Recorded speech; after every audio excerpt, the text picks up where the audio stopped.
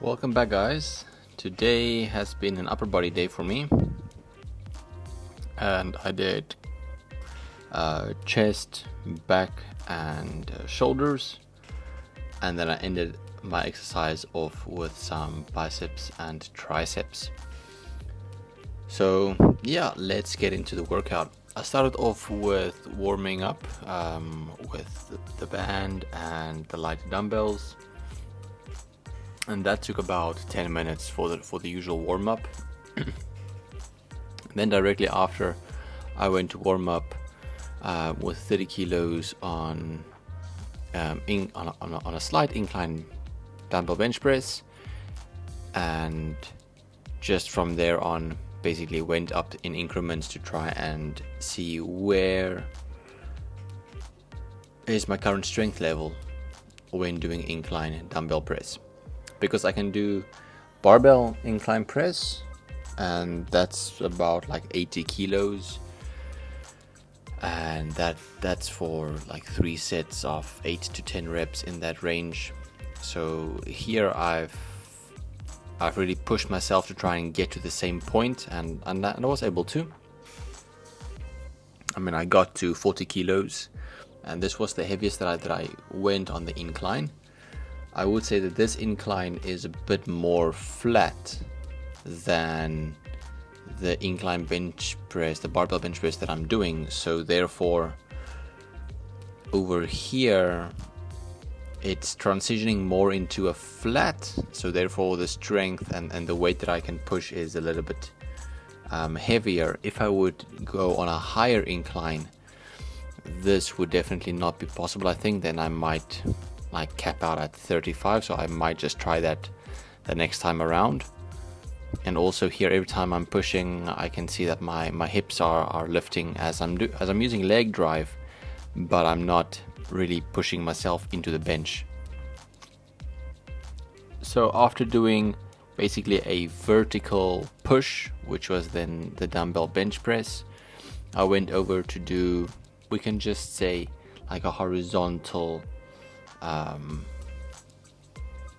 push then, or fly, essentially, as you want different contractions when exercising like this. When you're doing a big upper body split, you want to be able to, let's say, there's no point for me really to go and do incline dumbbell press, then go and do flat barbell bench press, then do decline, and then still go on to do back and shoulders. In the day, there's just not enough time really to do all of that if you need to think of the time limit that you have. So yeah, I'm trying to do 2 exercises per body part, that is working the fibers in different directions. So you're of course doing flies, and I'm really trying to squeeze every single rep, and really just trying to get a contraction in there, like in the middle of your chest. If you're just going to basically just flying it without actually contracting any muscles, you might feel soreness, but it's not really working as effective as you would like it to. So it's not that heavy, but every time I'm coming to the end range, I'm really like squeezing, and I want to feel the contraction in my mid chest. That's why, because it's a part of your chest which you'd never really work that often. So when doing exercises, you need to find ways in which you can contract those parts much better. And for me, the best is, of course, doing flies of some sort. And cables is always nice because the tension is always nearly the same. Or I would say it's the closest you will be able to get.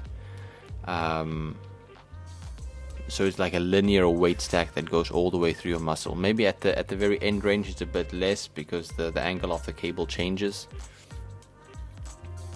Right, so that was the 2 exercises that I did for chest. Then went over to do neutral grip pull-ups. And the great thing from this is that You can do it in a different way each time. So what I've been doing here is just trying to use my back more, but because I've been tired from doing chest, I could feel my biceps as well. And that's another way that you can do these pull-ups, is by really just contracting your biceps and not actually using your back so much. So it becomes a bicep curl instead of an actual pull-up. But that is quite taxing on the body, and it's very difficult to do it properly. And then I just wanted to continue to do some different type of pull-ups, as I've always been used to doing wide grip pull-ups and I've been good at them. But at the end of neutral grip pull-ups, I could see that a lot of the strength that I use went into the neutral grip pull-ups. Then to do something else that is a bit more, now let's say a horizontal pull exercise, is then the incline supported or chest supported dumbbell row. And of course it's important here to try and get the maximum range out of each rep, but you also don't want to lift your chest off the supported chest piece off the bench. You really want to try and keep it intact there throughout the exercise and try and just use your back as much as you can. Of course, one can do this a lot slower as well. The weight doesn't have to be super heavy, as if it gets heavy then you start to cheat. But by keeping it at a relative heavy weight that you can still control is really important to try and get the best out of it. These first few reps, it was really just momentum kicking in, as it was more of a swinging move, and it wasn't a straight line move. It was really moving in a curve, and therefore sometimes you feel that you can move more weight, but you're using momentum much more than just the muscle itself. Then of course I had to go into a vertical push, and that was unsupported dumbbell press. So even though I'm on a shoulder press bench, I was not using the back rest. I was just sitting on the front edge, and your core is really firing up when doing it like this, because there's no support and you really have to stay stable so that you do not risk injuring yourself. Of course, when you're using the back rest, the back support, you are a bit safer, but in this case I was really targeting my core and shoulders at the same time. Of course, it's a different skill set to learn to do things like this, and I haven't done shoulders for a very long time, or especially shoulder press. I've not done this for a super long time, and it's time to really dial into it again and try and strengthen the shoulders, because I think it is the part of my body that is lacking quite a bit. And then of course had to go into a different move, just what I did with the chest flies, now doing lateral raises. And here I was using I'm actually speaking under correction now. I think I might have used this back support, it seems like it, as if I'm looking at the creases of my vest.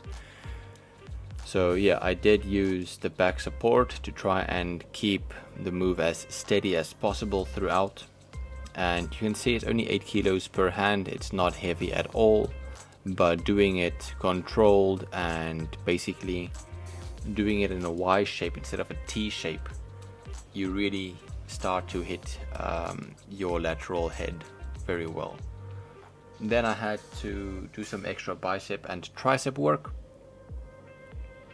And here I went to do strict curls. Of course, it's with an easy bar. I think it's a bit easier on the wrists, but it can be with a straight bar as well. I just wanted to do the easy bar today, and the goal here is to keep your glutes, your back, and your head all touching the wall behind you without moving too much. And I finally ended off with doing strict curls like this, and it was quite a challenging curl, but I'm happy that I'm actually like pushing myself to try and see where are my strength levels at the moment. And then the last exercise for this exercise routine was doing overhead tricep extensions. And of course, triceps are a big part of your arms. It's 2/3 of it. Therefore, you always need to include some tricep work to try and get bigger arms if that is what you want, or if you want to get stronger, or whatever the case is. It's always good to prime these muscles and to really focus on their growth, or at least find exercises that target the parts which you want to get bigger. And for your tricep to look bigger, you need to target the long head, and that is what you're doing with tricep extensions.